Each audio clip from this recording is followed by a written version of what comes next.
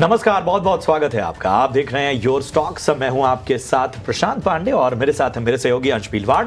और हफ्ते का आखिरी कारोबारी दिन और इन सब के बीच में बाजार की अहम रणनीति तो हम आपके सामने रखेंगे ही रखेंगे, लेकिन साथ ही चूंकि ये शो आप दर्शकों का शो है, इसलिए सबसे पहले आपको बताते हैं कि आखिर बाजार में अपने सवाल आप किस तरह से पूछ सकते हैं। तो आज अपने सवाल भेजने के लिए आप स्क्रीन के एक हिस्से पर अगर नजर दौड़ाएंगे तो आपको वो तौर तरीके पता चलेंगे जिसके जरिए आप अपने सवाल हम तक पहुंचा सकते हैं। तो कुछ नहीं करना है आपको, ये जो नंबर फ्लैश हो रहा है आपके स्क्रीन पर, इस नंबर पर कॉल करके, व्हाट्सएप करके, मैसेज करके, जो भी जरिए आपको पसंद आता हो, आप हम तक सवाल पहुंचा सकते हैं। यही नहीं, आप सोशल मीडिया पर एक्टिव हैं तो सोशल मीडिया पर भी आप अपने सवाल हम तक पहुंचाइए, लेकिन थोड़ा स्पष्ट पूछा करिए, क्योंकि कई दर्शक हमसे शिकायत करते हैं कि साहब हमारा सवाल तो आपने लिया ही नहीं। तो कई बार अगर आधा अधूरा प्रश्न रहेगा या कोई जानकारी की कमी रहेगी तो हम उन सवालों को नहीं ले पाते। एक और कंडीशन है कि कई सारे ऐसे शेयर्स और स्टॉक्स हैं, सेक्टर्स हैं जिनमें जो है हमारी कवरेज नहीं है, वो हमारी कवरेज एरिया से बाहर है, तो हम उन्हें भी हमें छोड़ना पड़ता है। लेकिन ज़्यादा कोशिश यही होती है कि हम आपके ज़्यादा से ज़्यादा सवालों को शामिल करें। तो सवाल पूछने का तरीका क्या है? अपना और अपने शहर का नाम पहले लिखिए, फिर किस स्टॉक पे आपका सवाल है, किस क्वांटिटी में लिया है, क्या नज़रिया है, ये ज़रूर बताइए। शॉर्ट टर्म, लॉन्ग टर्म, ये सभी आपको बताना होगा और फिर हम आपके सवालों का जवाब दे पाएंगे। आज की चर्चा में मैं दो खास एक्सपर्ट्स को शामिल करता हूं। हमारे साथ एंजल वन से अमरदेव सिंह साहब जुड़ चुके हैं, बहुत बहुत स्वागत अमर जी। इसके साथ ही हमारे साथ फिनवर्सिफाई की ध्वनि पटेल जुड़ चुकी है। ध्वनि जी, वेरी गुड मॉर्निंग। और चर्चा की शुरुआत मैं करूं, ध्वनि आपसे ही करूंगा। बाजार जो है वो आप देखिए कि इस वक्त लाल निशान में ही कारोबार कर रहा है। 24,200 के करीब निफ्टी जा तो रहा है, लेकिन अभी भी जो है वो जाहिर सी बात है कि एक अड़चन बनी हुई है। बैंक निफ्टी में जो है वो लगभग 200 अंकों की गिरावट हम देख पा रहे हैं, 51,700 के ऊपर इस वक्त कारोबार करता हुआ। अब आज जो है कल के मुकाबले एडवांस डिक्लाइन रेशियो देखें तो मार्केट ब्रेथ थोड़ी खास ठीक नहीं है। 934 शेयर ऐसे हैं जो कि हरे निशान में कारोबार कर रहे हैं और 1546 शेयर ऐसे हैं जो कि दबाव झेल रहे हैं, यानी जो डिक्लाइंस हैं उनका प्रेशर आज ज्यादा देखने को मिल रहा है। तो बाजार से जो अहम संकेत है वो जरा मैं फटाफट से बता देता हूं। तो बाजार अभी छोटे दायरे में है, लेकिन अभी भी प्रेशर में है, खासतौर पे bank Nifty.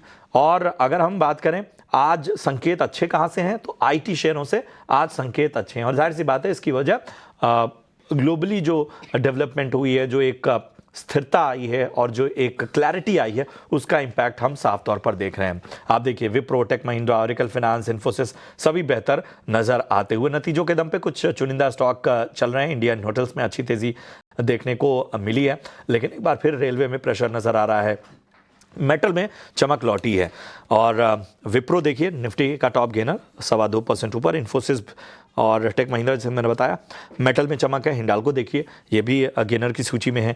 Bharat electronics limited, इस पर चर्चा शायद मेरे सवालों में भी आएगी, इस पर चर्चा हम अलग से करेंगे। अच्छे यहाँ से भी संकेत नजर आ रहे हैं। दबाव ट्रेंड में मुनाफा वसूली हावी है। हमने देखा कि पिछले दिनों जो है वो अच्छी जो है बढ़त यहां पर देखने को मिली थी। बीपीसीएल 2% ऊपर है। कोल इंडिया सरकारी शेयरों पर दबाव 1.25% से ज्यादा नीचे। दिग्गज आईसीआईसीआई बैंक पर भी आज दबाव देखने को मिल रहा है। ध्वनि जी, सीधा सवाल, मार्केट एक दिन चल रहा है, दूसरे दिन डावाडोल हो रहा है, तीसरे दिन रेंज में रह रहा है। अब ऐसे मार्केट में अब चूंकि जब हम अगले हफ्ते को अब टारगेट करेंगे, आज ही का दिन बचा हुआ है, तो बताइए क्या रणनीति लेकर चलनी चाहिए? गुड मॉर्निंग प्रशांत जी, और बाकी सबको भी मेरी तरफ से वेरी गुड मॉर्निंग। यहाँ पे इंडेक्स डेफिनेटली यहाँ पे ओवरऑल उसका जो मूड है वो थोड़ा सा यहाँ पे हेजी देखने को मिल रहा है। अगर हम देखें तो न्यूज फ्लो से पहले यहाँ पे जब इलेक्शंस के रिजल्ट्स आने वाले थे, डिक्लेरेशन होने वाली थी, उनसे पहले एक अच्छी खासी रैली हमने देखी। बट हमने देखा कि जैसे ही न्यूज फैक्टर इन हुई उसके बाद यहाँ पे वापस से मार्केट ने अपना जो पेरिनियल यहाँ पे शॉर्ट टर्म का ट्रेंड बनाया था ऑन द लोअर साइड, जहाँ पे हमने देखा था कि हाइज बनाने के बाद इंटायर अक्टूबर मंथ में हमें एक बिकवाली देखने को मिली, वो वापस वापस से मार्केट के अंदर हावी होती हुई देखने को मिल रही है। ओवरऑल निफ्टी के जो ऊपर की तरफ रेजिस्टेंस लेवल थे, पहले हम बात कर रहे थे 24,500 की, बट अगर कल की सेशन को और आज की सेशन को यहाँ पे देखें तो वो सपोर्ट लेवल्स सॉरी ऊपर रेजिस्टेंस लेवल्स जो है वो नीचे की तरफ शिफ्ट होते हुए देखने को मिल रहे हैं। 24,300 से 350 का लेवल जो है वो अब एक रेजिस्टेंस की तरह काम कर रहा है निफ्टी के अंदर। और तो 24,500 से वापस हम और नीचे की तरफ आ चुके हैं 24,350। और नीचे अगर आप देखें निफ्टी में तो सपोर्ट लेवल जो है वो यहाँ पे देखने को मिल रहा है कि 24,000 का लेवल है, फिर 23,850 का लेवल है। वो सपोर्ट लेवल की तरह यहाँ पे शॉर्ट टर्म बेसिस पे काम करेगा। तो निफ्टी में यहाँ पे ओवरऑल सिलेक्टिव बाइंग देखने को मिल रही है, बट ओवरऑल स्ट्रेंथ जो है वो यहाँ पे ऑन द सेल साइड देखने को मिल रही है। तो इंडेक्स स्पेसिफिक यहाँ पे सेल ऑन राइज की रणनीति जो है उसको अपना के चलने की सलाह रहेगी। बैंक निफ्टी में भी अगर आप देखें तो बैंक निफ्टी जिस हिसाब से हमने निफ्टी में रैली देखी तो हमने देखा कि जिस दिन बैंक निफ्टी का एक्सपायरी था उस दिन वहां पे एक लेगार्ड बिहेवियर बैंक निफ्टी ने दर्शाया। और उसके बाद कल के सेशन और आज के सेशन दोनों ही सेशंस में यहाँ पे ओवरऑल बैंक निफ्टी है वो नीचे की तरफ फिसलता हुआ देखने को मिल रहा है। नेक्स्ट सपोर्ट लेवल जो बैंक निफ्टी का यहाँ पे बनता है वो 51,300 से 51,250 की लेवल्स के बीच में बन रहा है। तो उन लेवल्स तक यहाँ पे बैंक निफ्टी में भी एक करेक्शन देखने को मिल सकती है। हालांकि रेजिस्टेंस जो है वो ऊपर के साइड पे पहले 52,200 के पास देखने को मिल रहे थे, वो अब आज के सेशन में यहाँ पे और नीचे की तरफ देखने को मिल रहे हैं, जहां पे 52,150 का लेवल जो है वो अब एक नेक्स्ट रेजिस्टेंस की तरह यहाँ पे बैंक निफ्टी में काम करता हुआ देखने को मिलेगा। तो ओवरऑल बैंकिंग और निफ्टी दोनों ही तरफ से एक सेल देखने को मिल रहा है और दोनों ही इंडेक्स में शॉर्ट टर्म बेसिस पे मेरी सेल और राइज की रणनीति रहेगी। बिल्कुल, यहाँ पे दोनों ही इंडेक्स ध्वनि जी को नेगेटिव नज़र आ रहे हैं। सेल ऑन राइज की यहाँ पे स्ट्रैटेजी दी गई है। तो चलिए इसी के साथ हमें पहले दर्शक के साथ जुड़ जाते हैं। हमारे साथ राजवन शर्मा शामिल है। Rajvan ji, good morning. Good morning sir, good morning. बताइए कैसे हैं आप? बस ठीक है सर। बताइए कौन से स्टॉक है आपके? मैंने RCF खरीदा था, 2200 नंबर था, 172 में। जी, कितने शेयर्स खरीदे आपने? 2200। 2200, ठीक है। 173 के भाव से। यस। और रेट तो बीच में जब मैंने किया तो उस समय काफी डाउन था, अब तो शायद 172 के आसपास आ रहा है। तो इसको क्या लॉन्ग टर्म के लिए ठीक है या प्रॉफिट को सेल कर दूं? आप लॉन्ग टर्म पर होल्ड कर सकते हैं इसे? हाँ, लॉन्ग टर्म मतलब 3 साल 4 साल 5 साल तक कर सकते। अच्छा, ठीक है ध्वनि जी, RCF देखिए 173 के पास की इनकी खरीदारी है। स्टॉक एक्चुअली उसकी आसपास ट्रेड करता हुआ नजर आ रहा है। अगर चार्ट पे देखें तो कुछ जुलाई हाई से 40% गिर चुका था, उसके बाद 15-16% का एक पुलबैक आया था। पुलबैक देखिए 200 DMA के आसपास ही ट्रेड करता हुआ नजर आ रहा है। यहाँ से क्या चांसेस लग रहे हैं कि ये जो पुलबैक आया है ये टेम्पररी है या एक अच्छे से ऊपर की तरफ रैली देखी जा सकती है यहाँ पर? अंश, अगर हम यहाँ पे जैसे इनका लंबी अवधि का नजरिया है जहाँ पे 3-4 साल 5 साल की हम लोग बात कर रहे हैं, तो डेफिनेटली स्टॉक का एक जो है वो ब्रॉडर स्ट्रक्चर की हम पहले बात कर लेते हैं, जहाँ पे वीकली स्ट्रक्चर जो स्टॉक का है वो एक यहाँ पे स्लो एंड स्टेडी ग्रोथ दिखा रहा है, जिसमें अगर आप देखेंगे यहाँ पे इस साल में भी अगर आप कंपेयर करें तो स्टॉक ने करीब 5% की बढ़त दिखाई है। इससे पहले भी हमने इसी हिसाब का इसके अंदर इंक्रीमेंट देखा है। तो स्लो एंड स्टेडी मूवर है। अगर आप यहाँ पे लेवल स्पेसिफिक भी अगर देखें तो यहाँ पे स्टॉक इन्होंने जो एंट्री पॉइंट अपना बताया है वो एक नीचे की तरफ इनका जो सपोर्ट लेवल इसके लिए बनता है वो 153-150 की रेंज में बनेगा।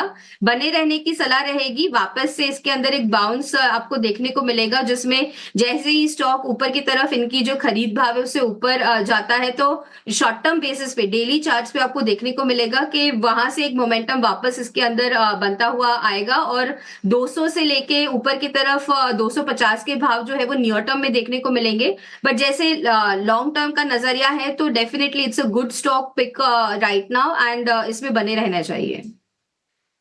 ये सलाह आपको आपके स्टॉक में नजर आती हुई RCF आपको होल्ड करने की सलाह। याद रखिएगा, रणनीति जो है थोड़ी विस्तृत बताई है ध्वनि ने, तो उन लेवल्स का विशेष रूप से ध्यान रखिएगा। अक्षय हमारे अगले कॉलर इस वक्त जुड़ चुके हैं। अक्षय नमस्कार, कहाँ से बात कर रहे हैं? नमस्कार सर, मैं इंदौर से बात कर रहा हूँ। अरे वाह, इंदौर, पोहे जलेबी, अलग ही उत्साह इंदौर का। और खजराना का गणेश मंदिर बड़ा ही अद्भुत मंदिर वहाँ का। हमें बताइए अक्षय, कैसे मदद की जाए आपकी, और ये बताइए कि किस स्टॉक पे आपने खरीदारी की है, किस भाव पे लिया है, और कितना समय दे सकते हैं स्टॉक को? सर मेरे पास 2 शेयर हैं। एक मेरी टाटा मोटर की खरीदारी है 991 रुपए की, मेरे पास उसके 1070 शेयर है। और दूसरा मेरे पास गेल के शेयर हैं 231 रुपए की खरीदारी है, उसके 2200 शेयर हैं। तो ठीक। इसमें सर आप क्या मतलब मुझे होल्ड करना चाहिए और कितने समय में ये उस स्टेज पे वापस आ सकता है? ठीक है, चलिए अमर, मैं आपके पास आना चाहूँगा। समय सीमा इन्होंने नहीं बताई, लेकिन ये बस चाहते हैं कि जो नुकसान इनका है वो कितना कम हो सकता है, क्या नज़रिया इन्हें लेकर चलना चाहिए। टाटा मोटर्स 990 की इनकी बाइंग है। आज तो टाटा मोटर्स के नतीजे भी आने वाले हैं, उस पर भी नज़र रहेगी। हालांकि अनुमान जो है नतीजों को लेकर वो थोड़े से मिक्स ही रहे हैं, थोड़े से कमज़ोरी ही साइड ज़्यादा अनुमान संकेत दे रहे हैं। गेल इन्होंने 231 के स्तर पे खरीदारी की, यहाँ पर भी इनको अच्छा खासा नुकसान होता हुआ। बताइए कैसे होगी इस नुकसान की भरपाई? दोनों स्टॉक का थोड़े ऊपरी स्तरों पे खरीदारी है तो दोनों दिग्गज स्टॉक। देखिए, टाटा मोटर्स की बात करूं तो टाटा मोटर्स में तो इन्हें बने रहना चाहिए from a long term perspective, because Tata Motors की बात करें तो it's a major not only domestic but global player है। और जिस तरह से टाटा मोटर्स की जो न्यू लॉन्चेस हो रही हैं और उनकी एक्सेप्टेंस मार्केट में जो बढ़ रही है, और पहले क्या था, ये एक फियर था कि Tata Motors might not be able to do very good in the EV space, तो वो फियर भी काफी हद तक चला गया है। तो टाटा मोटर्स में जैसा मैं समझ रहा हूँ उनकी बाइंग कुछ 990 के आसपास है, अभी 800 के आसपास फिलहाल ट्रेड कर रहा है। तो और नतीजे भी आएंगे, तो नतीजे देखिए टाटा मोटर्स की यदि मैं फंडामेंटल्स की बात करूं तो जो जून क्वार्टर था उसमें ऑलमोस्ट 5700 करोड़ की प्रॉफिट रही। मार्च क्वार्टर से वो जरूर कम रहा, बट सेल्स काफी अच्छे रहे थे। जून क्वार्टर्स में भी बहुत ज्यादा उस हिसाब से गिरावट नहीं हुई थी। 1,08,000 करोड़ की जून क्वार्टर में सेल्स थी। तो ये जरूर है कि अभी ये क्वार्टर में कैसा रिजल्ट रहता है उसका एक नीजक रिएक्शन मार्केट पे जरूर पड़ेगा, स्टॉक पे पड़ेगा। बट मैं ये मानता हूँ कि ये स्टॉक को लॉन्ग टर्म पर्सपेक्टिव के लिए रख सकते हैं। यदि इसमें कुछ करेक्शन भी आती है तो इसमें बाइंग अपॉर्चुनिटी बना के एक स्टॉक एसआईपी के रूप में इसे टाटा मोटर्स को वो लॉन्ग टर्म पर्सपेक्टिव से रख सकते हैं। It can be quite beneficial for him. दूसरी जो स्टॉक इन्होंने बात की है गेल, गेल में भी इनकी जो बाइंग प्राइस है उससे फिलहाल वो नीचे ट्रेड करता हुआ दिख रहा है। गेल की मैं बात करूं तो GAIL as a company is also very rock solid company. हालांकि इसकी जो सितंबर क्वार्टर के जो नतीजे आए हैं वो जून क्वार्टर से कम रहे हैं। प्रॉफिटेबिलिटी में करीब 400 करोड़ की एक गिरावट रही है। 400 से मतलब 480 करोड़ प्रिसाइज की गिरावट रही है। हालांकि सेल्स में वैसी उतनी गिरावट उस परसेंटेज में नहीं रही है। और फिलहाल इसका जो स्टॉक पी है वो करीब 12 के आसपास है, 206 के आसपास ट्रेडिंग कर। इसकी बुक वैल्यू जो है वो 127 है। तो प्राइस टू बुक वैल्यू भी जो बात करूं वो 1.63 है, तो बहुत ज्यादा ओवरली प्राइस नहीं है। तो इसमें भी ये बने रह सकते हैं from a long term perspective also, because GAIL देखिए क्या है कि नेचुरल गैस जो है वो सबकी खपत और बढ़ेगी आने वाले समय में। और GAIL is a major player, government undertaking है, तो इसमें भी वो बने रह सकते हैं from a long term perspective. Corrections होता है तो बाइंग कर सकते हैं, and he can be in a good position from a long term perspective. तो दोनों में बने रह सकते हैं। ये दोनों क्वालिटी स्टॉक्स हैं और अहम रणनीति के साथ आगे बढ़िए। चलिए के सवालों का जवाब देते हैं, लेकिन चलिए सबसे पहले अब देखते हैं कि ऑप्शंस में कमाई के मौके कहां बन रहे हैं। तो रुक करते हैं हमारे अगले सेगमेंट ऑप्शन के चैंपियन की ओर।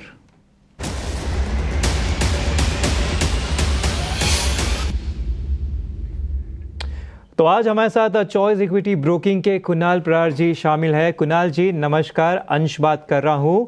बताइए क्या है आज की आपकी पिक? गुड मॉर्निंग अंश। एंड जिस हिसाब से फिलहाल मार्केट रिएक्ट कर रहा है और मार्केट में भी फिलहाल जो सेक्टर अभी मार्केट को संभाले रखा है आईटी सेक्टर, तो हमारा जो कॉल है वो आईटी सेक्टर को लेके ही है। इन्फोसिस में हमारा कॉल है जो अभी 1838 के अराउंड ट्रेड कर रहा है। तो इन्फोसिस का कॉल यहाँ पे खरीदारी करके चलने की सलाह रहेगी हमारी। 1840 का कॉल ऑप्शन खरीदारी करके चलने की सलाह है, जो अभी 29-28 के अराउंड ट्रेड कर रहा है। लोअर लेवल पे हम जो यहाँ पे एसएल मेंटेन करके चलेंगे वो 20 रुपए का होगा। और टारगेट की बात करते हैं तो फर्स्ट टारगेट जो है 37.50 है, और जैसे ही ये क्रॉस करेगा दूसरा अल्टीमेट टारगेट 50 रुपए का भी हमें यहाँ पे देखने को मिल सकता है।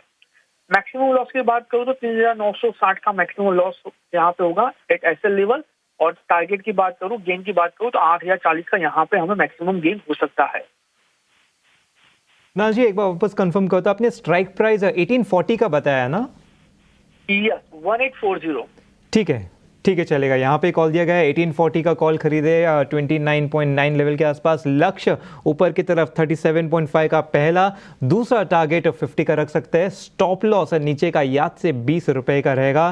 तो इसके चलते जो मैक्सिमम मुनाफा है वो करीब 8040 का हो सकता है, और मैक्सिमम नुकसान भी देखें तो 3960 का हो सकता है। तो एक अच्छा रिस्क टू रिवॉर्ड रेशियो यहाँ पे बनता हुआ नजर आता है। तो चलिए एक डिस्क्लेमर भी बता देते हैं, क्योंकि फ्यूचर्स और ऑप्शन में ट्रेड करना जोखिम भरा हो सकता है। सेबी के स्टडी के हिसाब से 10 में से अधिकतम 9 लोगों को नुकसान होता है। तो इसमें सोच समझ के अपने फाइनेंशियल एडवाइजर से बात करके ही ट्रेड ले। तो चलिए शो को आगे बढ़ाते हैं, और व्हाट्सएप पर हमें काफ़ी सवाल आ रहे हैं, वहाँ से ले लेते हैं। तो ये सवाल रजनेश पाल जी का है। ध्वनि जी आपके पास आना चाहूँगा इस सवाल के लिए। इरकॉन में इनकी खरीदारी है, 300 शेयर होल्ड कर रहे हैं 300 के भाव से। एक बार इरकॉन देख लेते हैं, इसका भी आप चार्ट निकाल के देख लीजिए। आज के दिन तो गैप डाउन दिया हुआ है स्टॉक ने, जहां से इनकी खरीदारी है वहां से भी स्टॉक करीबन 30% नीचे के तरफ नुकसान होता हुआ नजर आ रहा है। ओवरऑल ट्रेंड भी देखें तो जुलाई महीने से कंटिन्यूसली नीचे के तरफ ही जाती हुई नजर आई है। तो एक स्टॉक तो इनका इरकॉन का है, एक और स्टॉक इन्होंने दिया है शायद, नहीं ठीक है ये एक ही स्टॉक है इनके पास। तो यहाँ पर क्या राय बन रही है? 30% का ऑलरेडी नुकसान हो रहा है, तो क्या थोड़ा सा नुकसान काट ले, निकल ले, या फिर थोड़ा और एवरेज करे यहाँ पर? अंश, इन सिचुएशंस में सबसे पहला सवाल यही आता है कि स्टॉप लॉस कहाँ था इनका, जब स्टॉक ऑलरेडी 30% अपने खरीद भाव से नीचे की तरफ फिसल चुका है।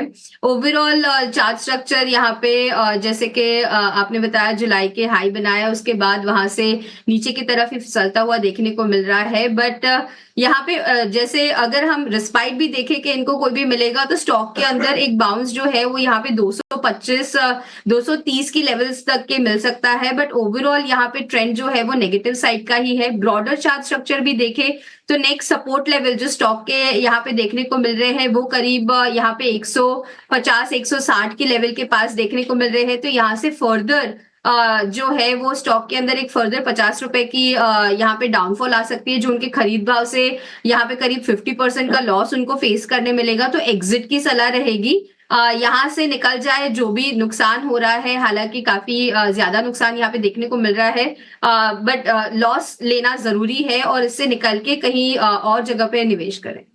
जी बिल्कुल, लॉस लेना बहुत ज़रूरी है। स्टॉप लॉस हमेशा रखना चाहिए मार्केट में। टारगेट जितना इंपॉर्टेंट होता है, स्टॉप लॉस भी उतना ही इंपॉर्टेंट होता है। तो यहाँ से एग्जिट करने की सलाह ध्वनि जी की तरफ से। कहीं और आप ऑल्टरनेट स्टॉक्स में देख सकते हैं निवेश करने के लिए।